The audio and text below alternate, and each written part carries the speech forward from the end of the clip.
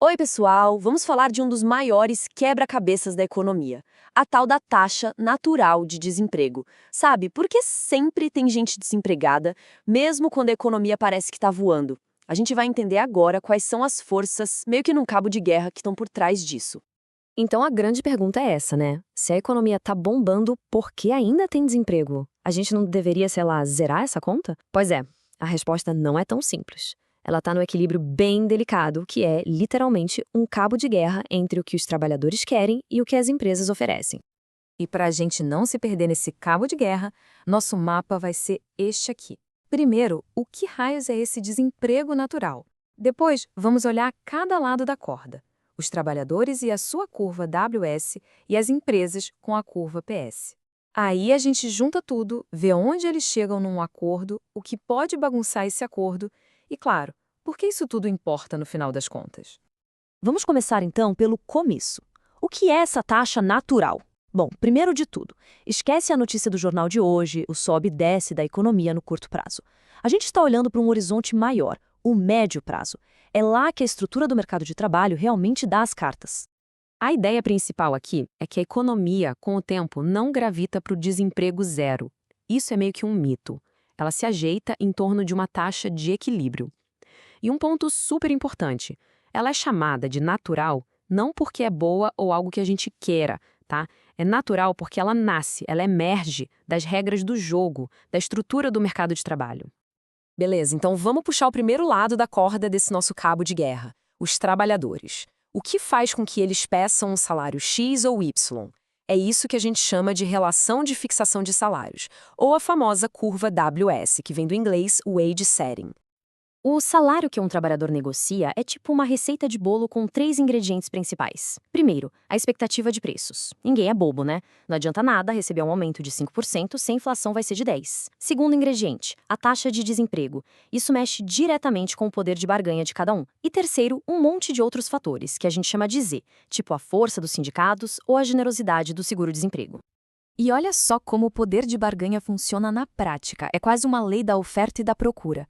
Se o desemprego está alto, tem muito profissional para pouca vaga. Aí o poder de negociação cai e os salários tendem a ser mais baixos. Agora, se o desemprego está lá no chão, opa, a coisa vira. As empresas disputam os trabalhadores, que ganham força para pedir salários maiores. Essa relação inversa é o pulo do gato aqui. E tudo isso que a gente falou se traduz num gráfico, que é a curva WS. Pensa assim, no eixo vertical a gente tem o salário real, o poder de compra. No horizontal, o desemprego. Como a gente acabou de ver, quanto mais desemprego, menor o salário que os trabalhadores conseguem, então a curva só pode ser uma coisa, inclinada para baixo. Uma coisa sobe, a outra desce. Fechou, já entendemos como os trabalhadores pensam. Agora vamos atravessar o campo e ver o outro time, as empresas, como é que elas entram nessa história. A forma como elas definem seus preços acaba colocando um teto, um limite, no salário que elas podem pagar. E a palavra mágica aqui é markup. O que é isso? Pensa que é a margem de lucro que a empresa coloca em cima do custo. Imagina uma padaria. Ela gasta com farinha, padeiro, que são os custos. E aí, ela adiciona uma margem em cima para chegar no preço do pão. Essa margem é o markup. E quanto maior o markup, mais poder de mercado essa empresa tem. Isso nos leva para outra relação, a de fixação de preços, ou PS. A lógica é a seguinte: o salário real que a empresa decide pagar depende totalmente desse markup. Quanto maior for o markup, ou seja, quanto maior a fatia do bolo que a empresa pega para ela como lucro, menor é a fatia que sobra para os salários dos funcionários. É uma conta de dividir. E aqui vem a grande sacada. Presta atenção. Para a empresa, o salário real que ela paga não tem a ver com o desemprego. Pensa comigo. A decisão da empresa sobre a margem de lucro dela é estratégica. Depende da concorrência, do poder da marca dela. Não depende se tem 10 ou 1.000 pessoas procurando emprego lá fora. Por isso, no nosso gráfico, a curva PS é uma linha reta, horizontal. Não importa o nível de desemprego, a empresa está disposta a pagar aquele mesmo salário real. Ok, chegou o grande momento. De um lado, os trabalhadores, com a sua curva WS, pedindo um salário. Do outro, as empresas, com sua linha PS, oferecendo outro. Onde é que esse cabo de guerra encontra um ponto de paz? Onde essas duas curvas se cruzam. O equilíbrio, o ponto de encontro, acontece exatamente quando o que os trabalhadores querem é igual ao que as empresas estão dispostas a dar. Ou seja, o salário real que os trabalhadores exigem para aquele nível de desemprego é o mesmo que as empresas pagam, considerando a margem de lucro delas. É o ponto onde as expectativas se encontram com a realidade. E tá aí o resultado no gráfico, a curva WS, que desce e se choca com a linha reta da PS. E bem nesse cruzamento é ali que nasce a taxa natural de desemprego, que a gente chama de U1.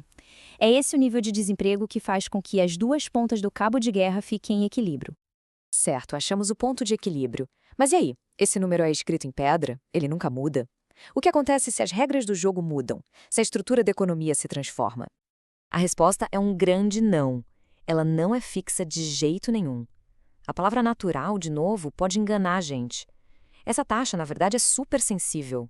Qualquer mudança nas regras do jogo, seja no poder das empresas ou nas leis que protegem os trabalhadores, pode mexer nesse equilíbrio.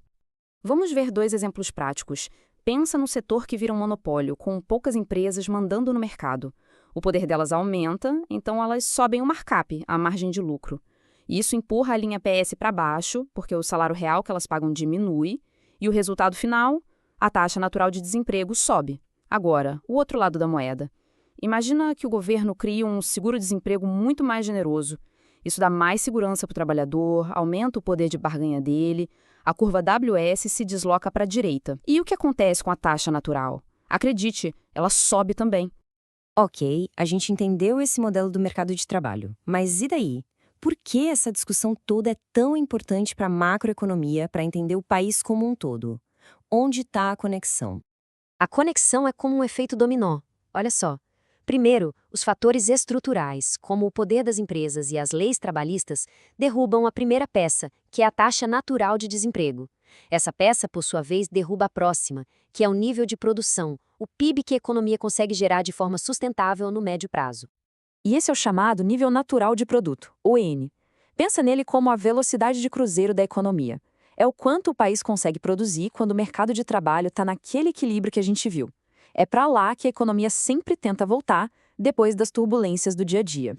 E tudo isso nos deixa com uma pergunta final, que vale $1 milhão.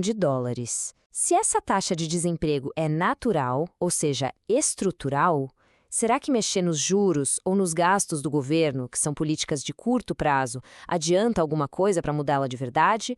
Ou será que o buraco é mais embaixo e a gente precisa mexer nas próprias estruturas do mercado? A resposta para isso é o que move boa parte dos debates econômicos até hoje. Valeu por acompanhar.